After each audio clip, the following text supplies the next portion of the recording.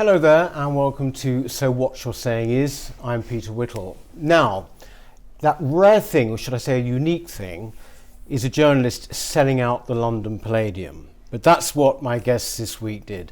Rod Liddle is Associate Editor of The Spectator, for whom he also writes a column. But he's also a columnist for the Sunday Times and for The Sun.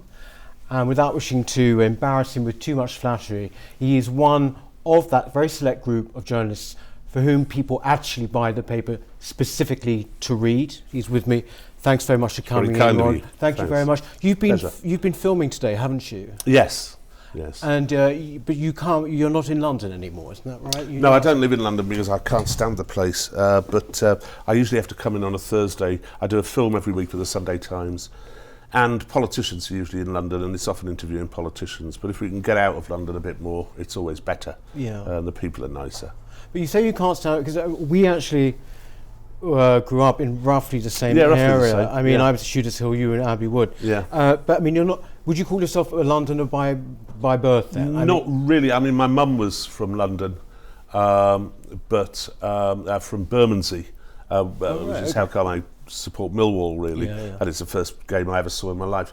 But most of my family, the vast majority of my family, is from the northeast of England, Middlesbrough, Stockton, Bishop Auckland. My dad's from there, and all my relatives are there. And that's where it feels like home, to be honest. Yeah. But you said you can't stand the place. Yeah. I mean, why? Oh, because of its mewing smugness, the idea that it feels itself above the rest of us, its sense of self-regard.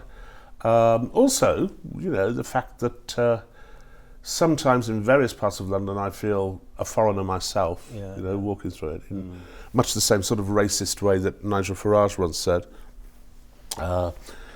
Because of its claustrophobia and because there's too many people and I'm of a certain age and presumably tired of life. It's not just a demographic thing, it's also an economic thing. It's an economic thing. I mean, if I lived in London, I would be in court for punching a hipster. Yeah. You know, it just would happen. I'd be a member of class war, probably. I've got friends who are in class war. Yeah. And they are perpetually infuriated because it seems to me that London, which has an incredibly high regard for itself and always thinks of itself as being this wonderfully integrated place. Yeah. It's such diversity. This is what we've got in London. It's so diverse.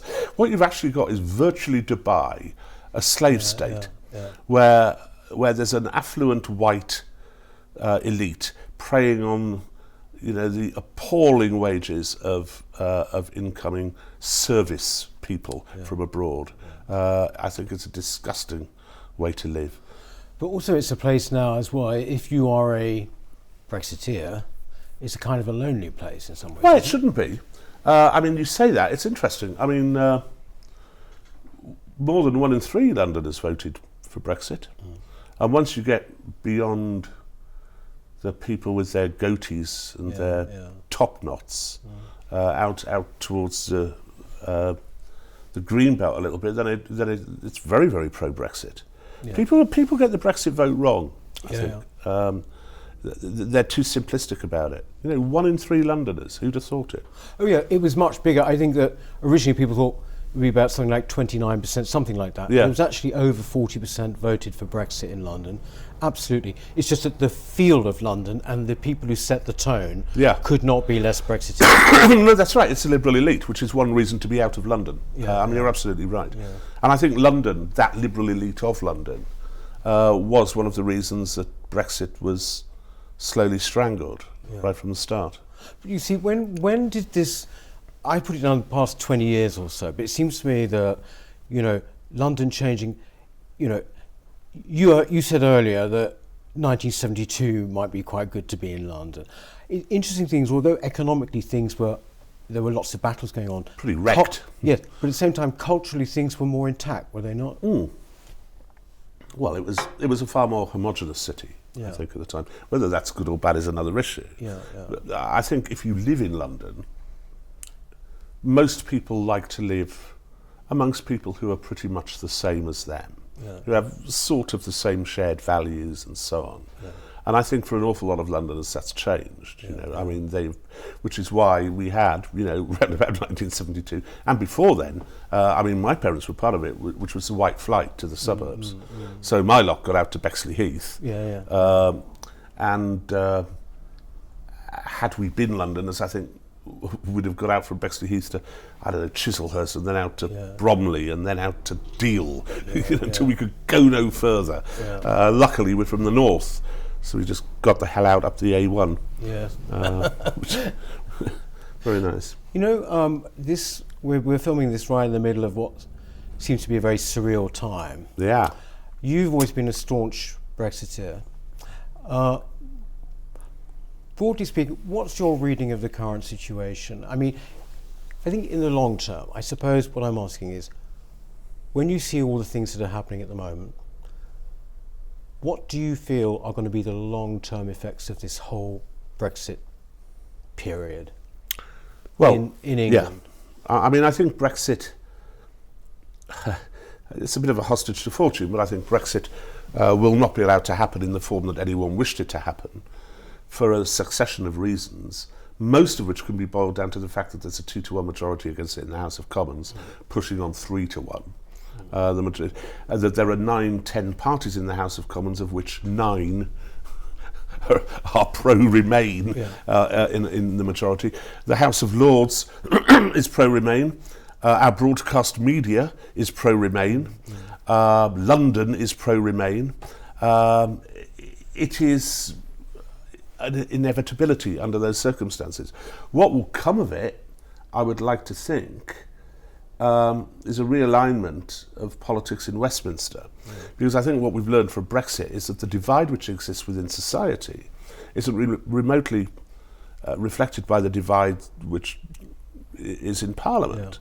One of the most hilarious things about the whole Brexit and Corbyn episode was the sudden formation of a new party called the Independents, this group of originally 7, then 8 Labour defectors, and then I think it was 4 Conservatives, who formed this new party, characterised by being pro-Remain, which all the other parties are, and characterised by being socially liberal, which all the other parties are, save for the Democratic Unionist Party, perhaps, which has only 10 members. So you have this vast edifice that people we vote for, who are all socially liberal. You know, the lot of them, the Conservative Party. You know, when you look at the one of the stories which has been inflaming people recently is the government's plans for sex education in schools, which is telling kids at 6 about same-sex relationships and transgenderism. That's a Conservative government. It's a Conservative government. And it's not. But don't you think the Conservative Party just simply threw in the towel long ago on anything what you might call socially conservative? Or completely didn't understand even the culture war, if there is such a thing. That's right. They don't understand the culture war. And I think that if you do need a party in Parliament, which to my mind is economically, this is why I was never a huge fan of UKIP in many ways. Though I like the anti-political correctness, I like the stance on Europe, even though Brexit was actually a close call for me originally. But really? Yeah, quite close call. What were you juggling then? Juggling the notion of democracy and my liking for a nation state versus a genuine worry that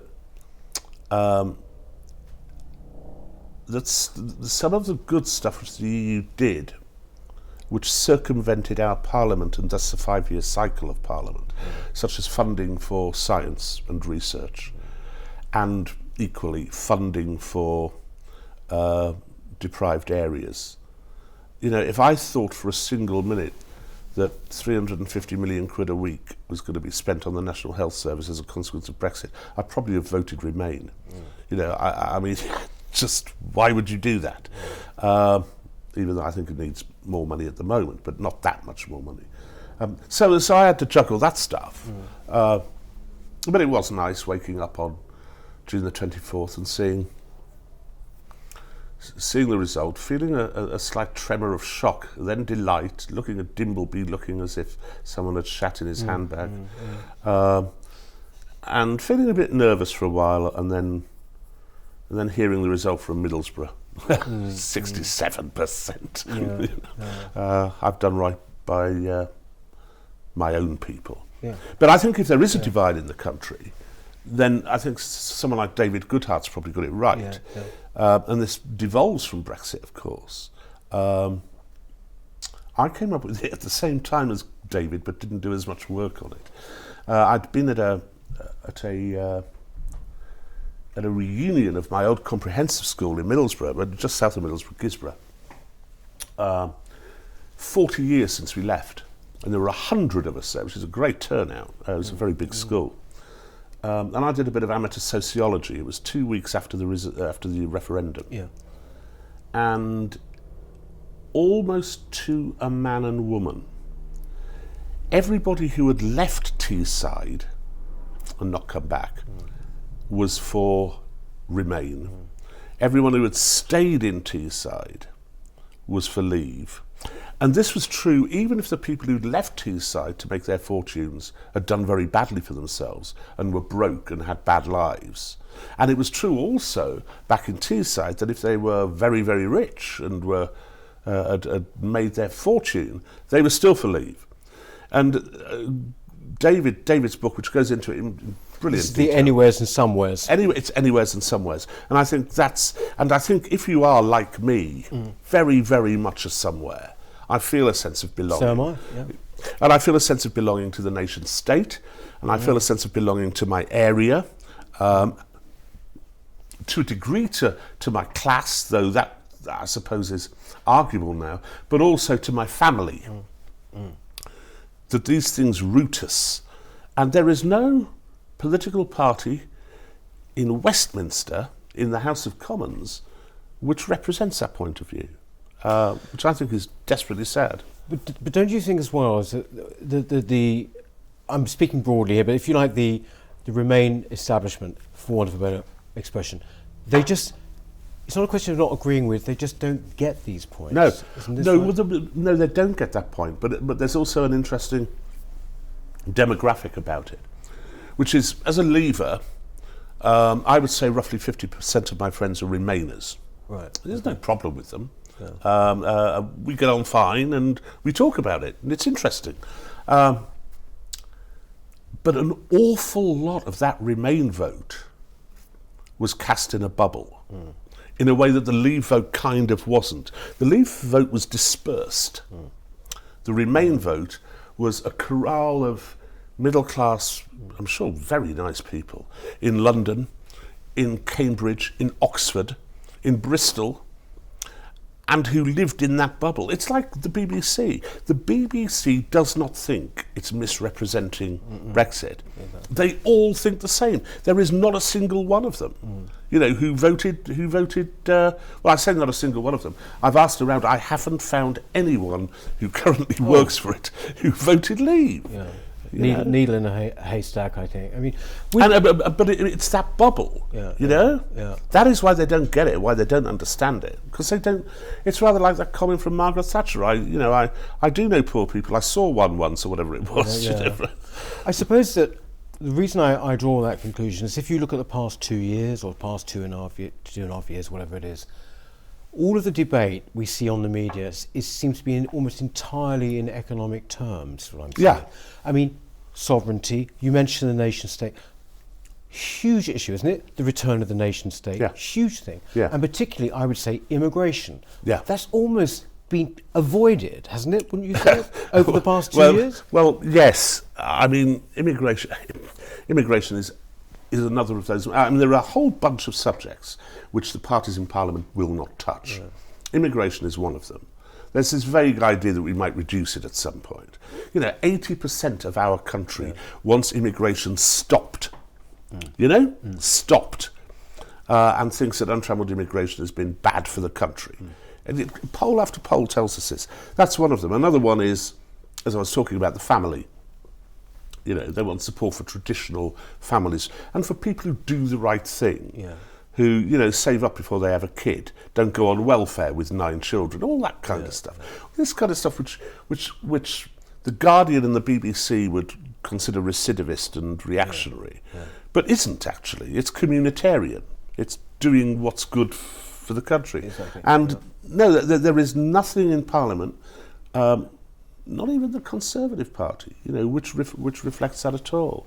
And you're right. I mean, on the economics issue, the economics of Brexit are important, without question. But you're right, all the other stuff gets left behind. On immigration, the BBC thinks immigration is a good thing, and that's it. There is no argument in the BBC about immigration. I mean, as John Sargent, the former chief political editor of the BBC, said, for decades, the BBC ignored the issue, moved away from the issue, didn't deal with the issue. I would go further and say that it was actually very, very pro-immigration all the way through. I think it's completely. I mean, it's not just in the news, but in their extra news material, in their dramas or in their comedy.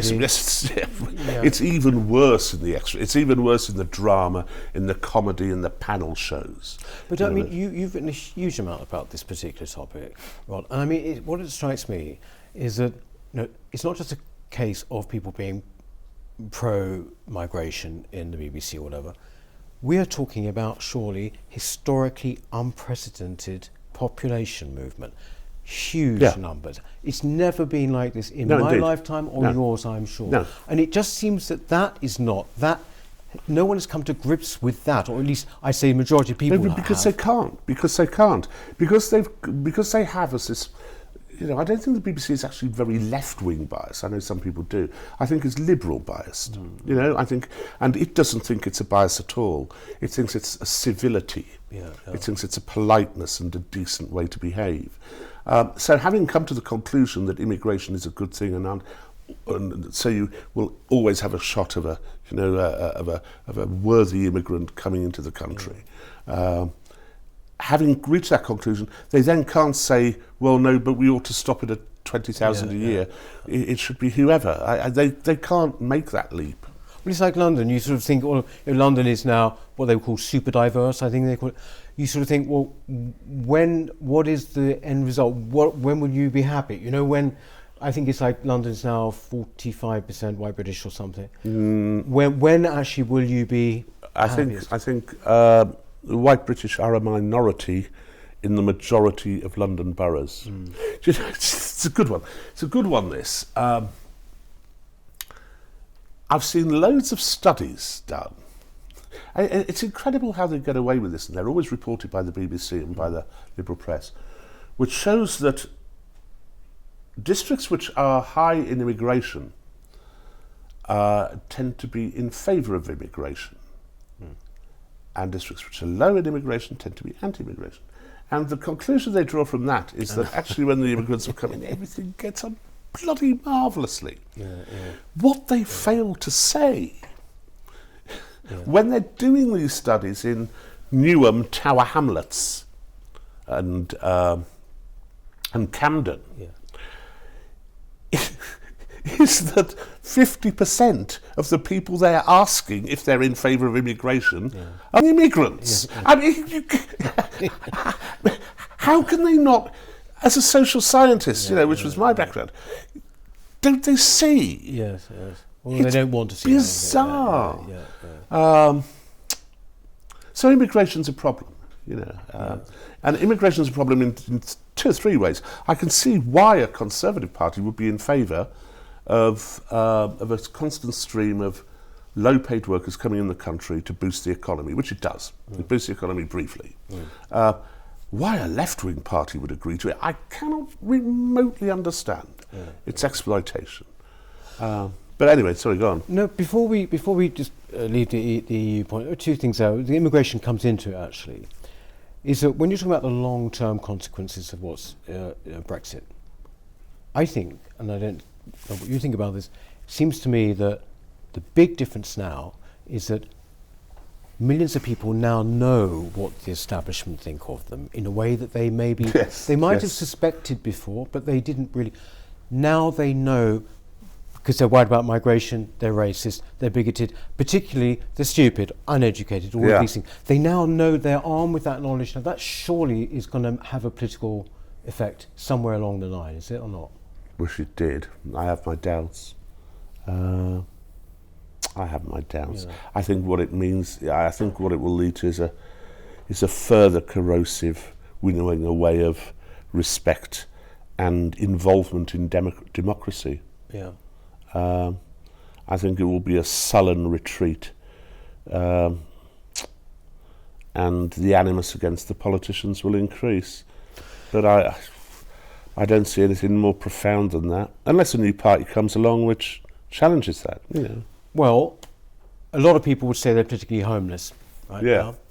now. You were Labour for, what, 40 years? You're nearly 40, 39. Yeah. But you've just, in your column this week in The Spectator, you've been talking about joining a new party. Why that one? Why this social, the SDP? The SDP, yeah. Well, it's a terrible thing to think that if this had been me in 1985. Oh, we can all say that. Yeah, no, but good Lord, I can remember when the SDP began in 81.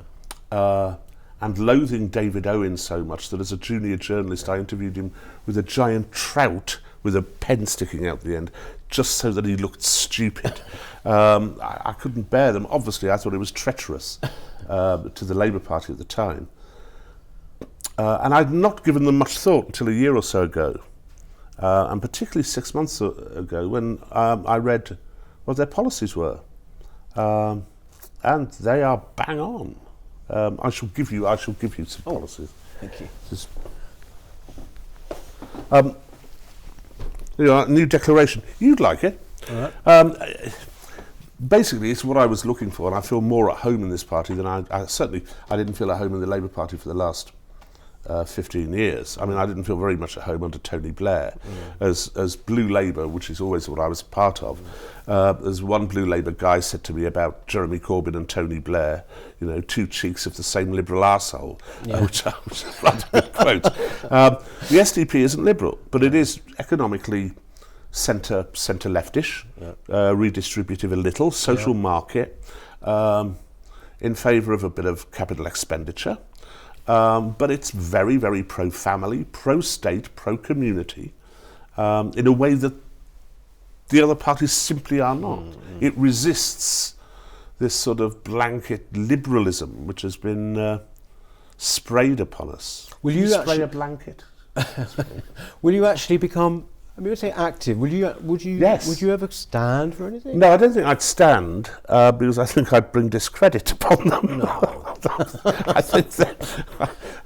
I think it would be iniquitous for me to stand. But I'll go out leafleting and speak. Happily do that, and it's lovely to be involved again. And it's a good party. I mean, you can understand how it's got into a position where it doesn't like liberalism. If you look back to 1986-7 and the people who wanted to ally themselves with the Liberal Party became the Liberal Democrats, the rest remained. They wanted nothing to do with them, and it's staunchly pro-Brexit. As I say, the nation state. Which you wouldn't find that kind of statement in the manifesto of other political parties, apart from UKIP, probably on the nation state. And particularly its loathing of the intersectional victimhoods, which increasingly the Conservatives, Lib Dems and Labour all buy into. They buy into this crap. Oh yes, I wanted to talk about that just a little bit later, if we can. While we're on this, on the political issue, particularly here, you wrote recently that the Liberal class would do everything they could to thwart Brexit. I think that's obviously quite clear. But you also added the phrase, it's their final victory before they're expunged. Now, it's probably wishful thinking. No, yeah, but how? But I was interested in that because there is this kind of idea of the sting of the bee that then dies, or whatever. Well, yes. If only it were that simple. I don't think it is. But what I mean is, and I've been saying this for a couple of years, I think, cultural paradigms take a long time to turn round, and cultural elites take a long time to change. But I think we've seen in the USA and in Europe and increasingly with the rise of UKIP, maybe with the rise of the SDP, though it hasn't risen much yet, a real acid reflux against this liberalism, which in Britain was expressed brilliantly by Brexit. And Brexit is one of those symptoms of a disquiet of the liberal elite. And I think it's on the run throughout Europe, and the election results throughout Europe you see the liberal parties are down like that. And the populists, whether they be of the left or the right, and I have quite a bit of time for Syriza, and for and for Five Star, and those populists are on the rise everywhere. So I think the paradigm is changing. It just takes so long to change. It's hard to think, but 40 years ago, 45 years ago, our elite was conservative, and I hated that just as much. It was authoritarianly conservative. The judiciary, the police, the media, the BBC was a conservative media.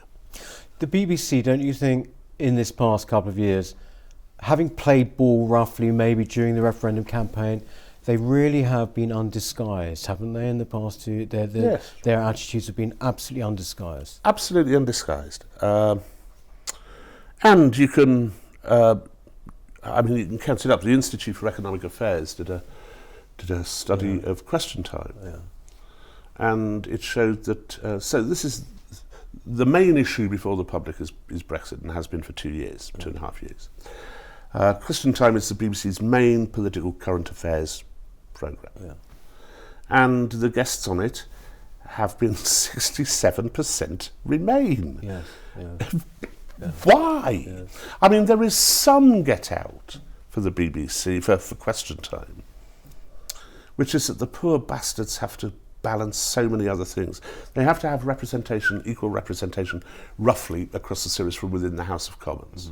Given that the House of Commons is 60-30, so difficult. They also have to have equal representation of women, ethnic minorities, gay, etc. So they have all these other things to try and balance out before they get round to the big issue of Brexit. But still, no, it's been undisguised, and the most hilarious thing of all of it is the BBC's fact checker or reality checker, Chris Morris. So you will have a debate about Brexit between a Brexiteer and a Remainer, and Chris Morris will come on and say the Remainer was right. Exactly. Thank you. As if Chris Morris, this bloke is the sole repository of truth in the known universe. We must go to our reality checker. Chris Morris, yes, it's infantile and egregious bollocks, isn't it? Well, one of our first guest on this show was Robin Aiken. He called you the best editor he'd worked with when you were at the Today programme. Very lovely man. Bloke. He's written books about BBC bias or whatever. It's not just, though, is it, about the news? You were very much Today programme at the forefront of the news, but it's not really just about news for the BBC output, is it? It's about drama and comedy. And Brexit aside, where the news has been egregious, the news coverage has just been unrelenting bias. But Brexit aside, at least politically, the programmes are watched by the powers that be to make sure they give equal time to various. It's beyond there. It's in the dramas. It's in the panel shows and the comedy shows. Even the food programme. You will find it everywhere. Even Doctor Fucking Who. They had, there was one. My daughter stopped watching it because she said, "I just want to see some aliens." I just want to see a Dalek come on and kill someone. I don't want to lecture about how lovely it is that a Muslim guy can marry a Hindu girl, and they're both peaceable and wonderful. Just fuck off. Just give us the programmes we want without this constant drip of propaganda. Do you think it seems to me that over past few years, this is kind of throughout broadcasting media now. The difference, of course, is BBC, we have to pay for it, or threat of jail, etc. Sure. But Sky, ITV, certainly Channel 4 News, I mean, they pretty much seem to be cut from the same cloth now. Yes, that's right. The broadcast media is. I know this sounds, you were very active in left-wing politics in the 70s and weren't you, in the 80s, presumably? Yeah. Socialist Workers' Party, I think, and all the rest. For 9 months. For Give 9 me months. a break. Oh, It was great fun. No, but the reason I'm asking is, we talk a lot about the long march through the institutions, which I include in that, the media. Of course, yeah. Did you have any sense of that happening then? No, Did people 80s. 80s. The 80s. Around about the time the Commission for Racial Equality told journalists that Chinese people should be regarded as black. Right. I think that was my first. No, it was definitely the 80s. The 80s was a time when those two things came together. Two very, very individualistic philosophies. One was the Chicago School of Economics, which of course Thatcher and Reagan both embraced. The Friedman and Hayek, and this feeling that there should be no restraints on the individual and his ability to spend. The state should butt out. The devil take the hindmost, which is a very coarse way of describing Chicago, but very individualistic. Right. And the Frankfurt School, which, whilst supposedly from the left, was saying pretty much the same thing. Yeah. You look at Marcuse, it's do your own thing. It's the 60s spirit of abolished bourgeois constructs such as family, marriage, and so on. Do your own thing, and march through the institutions, take over the institutions, and it's very compelling. It's very compelling if you're in these organisations. It's a very nice thing to think, but it's catastrophic. But was it? Do you think, therefore, was it random, or was this actually quite deliberate? I mean, I don't mean people sat in a room and planned, but the idea that actually you should hollow the culture from the outside, from the inside out. That you're not going to get people on the streets, as it were. So you go into the cultural institutions. I think it probably was in the case of people like Danny Cohn-Bendit, and some of the other 1968 troublemakers, and certainly in the case of Marcuse and Habermas and all those deadly Marxist bores. I don't think most of it was, though. Yeah. I think cultures change and cultural elites change. I can remember working in the House of Commons in the early 80s for the Labour Party, writing speeches for the front bench, and saying we ought to do something for the teachers, because badly paid, haven't had a pay rise for ages. And I was told by a set of cabinet members, we're not doing anything for those cunts, they're all Tories. And it's funny to think back, this is 1983. They were all Tories, they voted Tory. The establishment until the middle of the 80s was in the hands of the right. It's now in the hands of the left, the liberal left. Right. It'll change. But you see, you're talking about teachers there being called Tories, whatever. This is one area now where it is so completely. I don't know how to deal with different. teaching. I just do You not wrote know about what it to recently, Inspector. The reason I mention is that we had someone on a few weeks ago on the programme, James Bartholomew, and he was home teaching. He sort of you took exception to that at one point, but then you took sort the of piss a little bit. Yes, but then you came back saying, actually, I understand why. What had changed your mind? My daughter's at a state school, a good one, a grammar school, past the 11 plus. Yeah. The propaganda is continuous, authoritarian, absolutist, and crosses every subject apart from the sciences. It's everywhere.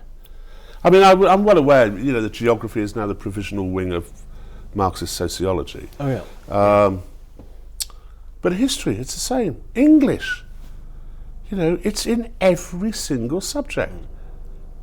And if they try to query it, they get docked points. It's so intolerant.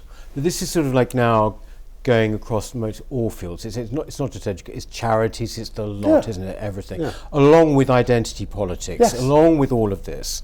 And I mean, Do you think, as well, a bit like we were talking about the liberals being, if you like, the liberal elite being expunged at some point, whatever, is this some kind of final flourish of theirs, or is this really now kind of, are they got the wind in their sails now, do you think, these people? Because it seems to me that... No, truth be told, I think that we've reached peak wank, if I can put it like that. And I think the subject which... The issue which I think it's beginning to turn on is transgenderism. Right, yeah. Now, it's a good one because there are, as Julie Burchill once put it, these screaming memes and bedwetters. That's right, shrieking about things, and shrieking for the right to be thought of, that their current gender is as authentic as the one they were assigned to at birth. No, it isn't. You are not women. That's what science says. And fortunately, on that issue, you have a coalition which says this is bollocks. You have Peter Tatchell. You have the radical feminists, the TERFs as they're now called. And you have people who have never gone along with this shrieking victimhood of any of the intersectional... Julie Burchill's, not Julie... Julie Bindel is another one, isn't she? Julie Bindle's another one, I mean, Germaine Greer. They're sort of eating their own, as it were, aren't they? Yeah, they are. But I think that is one of the subjects where... Because the government swallowed it whole. The government goes along with it all. So do the universities, so does the BBC, etc. But people don't. And more often, I'm beginning to hear the other side of the argument being put in a way which doesn't happen, for example, on immigration and various other subjects. That suddenly people are saying, well, actually, this might mean an end to women's sport. Yes, completely. exactly. You know, this might... Actually, what is going on at the bloody Tavistock Clinic? What the hell? And I think that is the one where where the shibboleths and the victimhood stuff will be defeated. And I think once you've defeated one of them, then we can start picking away at the rest. We've got to, wind up now, because I know you've got to get off and everything, Rod. It's lovely to talk to you. I just want to ask lovely to talk to you. It's a big question, but it's actually, if you talk, we've reached peak wank on that issue. I hope that phrase gets picked up. Oh, so do I. But thank you. But I think the thing is really is, if you think back to when you started out as a journalist, and to now, are you broadly more optimistic or more pessimistic for us as a culture, if you like? Less pessimistic, far more pessimistic. You're far more? Yeah. Right. Yeah, it's not the culture which I grew up in. No. Not remotely. And I think some of that's a natural consequence of globalism. But I think we need a party such as the Social Democratic Party, which has a few answers to globalism and how to preserve culture within this globalised economy. But do you think that political parties, aside from it, do you think that there is the will? This is the thing, it's like in Douglas Murray's book, is there the will, if you like, to preserve our culture? Or do you think that we sort of have lost faith in what we are?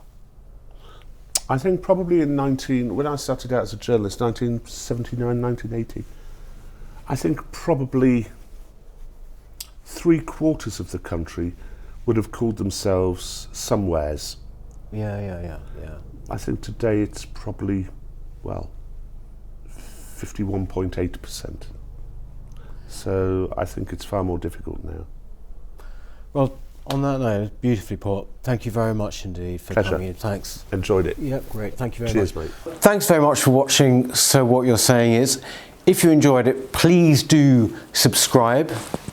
This thing should be appearing here. Just tap on that and you subscribe to the channel.